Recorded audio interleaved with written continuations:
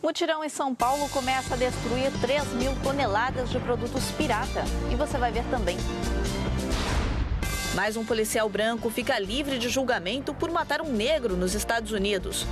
ONU alerta que 2014 pode ser o ano mais quente da história. O governo da Colômbia retoma diálogo de paz com as Farc. Papa Francisco volta a falar sobre a união entre cristãos e muçulmanos. Agora, no Século News.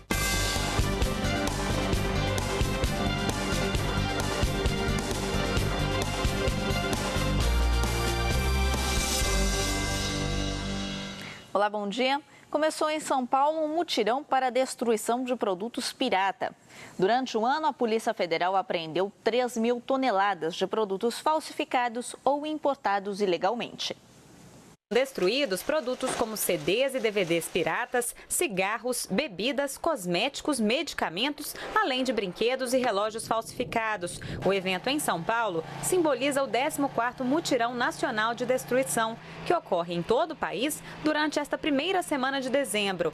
A previsão é de que sejam destruídas 3.200 toneladas de mercadoria, o que corresponde a 308 milhões de reais em autuações fiscais. Além dos prejuízos que traz ao setor produtivo do país, tem também prejuízo pessoal ao cidadão. Às vezes está usando um produto que pode causar algum problema de saúde. Ele não tem certificação de órgãos de controle e pode ser prejudicial à saúde do cidadão. Esse é um dos principais motivos de que esses produtos não devem ser consumidos e são, portanto, objeto desse trabalho desenvolvido pela Receita Federal e por outros órgãos públicos. Desde 2007, foram destruídas mais de 50.000 toneladas de produtos piratas.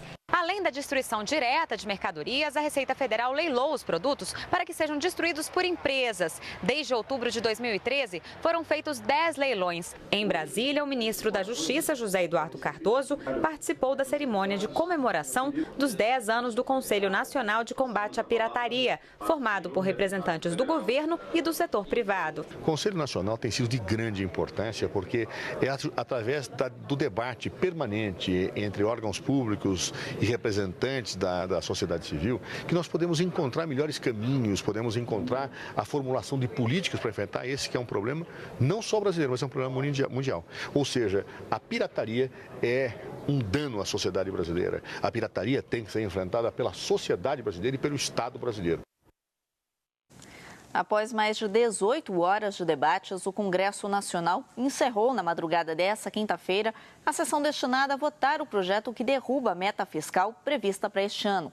Os parlamentares aprovaram o texto base da proposta, mas por falta de quórum, o último destaque não foi votado. E por isso, outra sessão foi agendada para terça que vem, dia 9. Houve muita confusão entre os parlamentares que trocaram acusações e também entre os manifestantes que, mais uma vez, foram impedidos de entrar no plenário. O projeto discutido pelo Congresso, considerado prioritário pelo Palácio do Planalto, derruba a meta fiscal e permite ao governo fechar as contas públicas sem a obrigação de cumprir o superávit primário estabelecido para 2014. A previsão de superávit era de 116 bilhões de reais. Com a aprovação desse projeto, passa para 10 bilhões. O Congresso fez 5 tentativas até conseguir a aprovação do texto. Como diz o poeta, em 2014 o Brasil andou no ritmo dos passos de formiga e sem vontade de chegar a lugar algum. Nosso dinheiro financiou e foi jogado pelas arenas de futebol, foi desviado pelos corruptos instalados em todas as esferas do poder e esses malefícios foram observados pelo mundo todo. As eleições geraram um outro ponto de estagnação para a nossa economia. Os mercados reagem com uma percepção muito aguçada e percebem as intenções que estão por trás das ações políticas e as incertezas econômicas, com as gastanças sem fim, as dúvidas políticas causadas pelo processo eleitoral ou mesmo a crise acumulada pela gestão indigesta e mal digerida da presidente Dilma. Tudo isso somado produz um verdadeiro tsunami na indústria, no comércio e nas exportações brasileiras. Guido Mantega foi o ministro do obscurantismo, o pau-bandado, aquele que agia conforme a vontade da presidente, sem expressão, a verdadeira marionete que gerava mais insegurança no ministério que biruta em dia de tempestade nos aeroportos. Nesse retrato do desespero, os novos indicados ao Ministério da Fazenda, da Indústria, indústria, do comércio, eles se apresentam como se fossem oposição à mentalidade do atual governo, o que demonstrou aos investidores que a economia deve voltar a ser séria e bem conduzida. O governo quer aprovar a lei do orçamento sem esse transtorno que aponta queda no superávit do país. O teto da meta financeira indica que o governo gasta bem ou mal o dinheiro do povo. Não ultrapassar o teto é manter a inflação sob controle e assim mostrar ao mundo econômico responsabilidade e credibilidade. Se os políticos trocarem favores no sentido de incluírem emendas que levam dinheiro para os seus estados em troca do fim do teto da meta financeira, aí sim o Estado brasileiro chegará ao ápice da barganha e do escambo que põe interesses materiais acima da ética. Enquanto isso, entre tapas, gravatas e bofetões, as galerias da Câmara são fechadas e os populares impedidos de participar da votação, caracterizando o ato arbitrário e ditatorial do parlamento. Palavra de honra. Um grande júri de Nova York decidiu não levar a julgamento um policial branco acusado de matar um homem negro em um incidente polêmico ocorrido em Staten Island em julho passado. Manifestantes foram às ruas e 30 acabaram presos. Os manifestantes lotaram a Times Square, o principal ponto turístico de Nova York.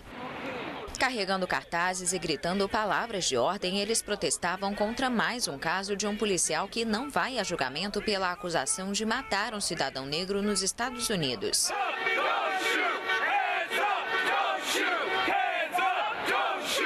Nesta quarta-feira, um grande júri formado por 23 pessoas decidiu não processar o policial Daniel Pantaleo. O agente é acusado de envolvimento na morte de Eric Garner, de 43 anos, suspeito de vender cigarros ilegalmente. A decisão ocorre dias depois de um júri de Ferguson fazer o mesmo com outro policial branco que matou um jovem negro desarmado, gerando violentos protestos. Estou revoltado, é ridículo. Apenas 2 semanas após o caso de Michael Brown, o assassino de Eric Garner não vai ser punido. Vivemos em uma sociedade onde negros são tratados como se não tivessem importância. Tenho vergonha de ser americano. Um vídeo amador mostra o momento em que Garner é contido à força por vários policiais brancos e Daniel o segura pelo pescoço, uma prática proibida em Nova York. O homem se queixa de não conseguir respirar. Obeso e asmático, ele perdeu os sentidos em seguida e foi declarado morto no hospital. A morte foi qualificada como homicídio pelo Instituto Médico Legal de Nova York. O secretário americano de Justiça, Eric Holder, anunciou que vai abrir uma investigação federal sobre a possível violação de direitos civis. A seguir, retomados diálogos de paz na Colômbia. E 2014 termina como o ano mais quente da história.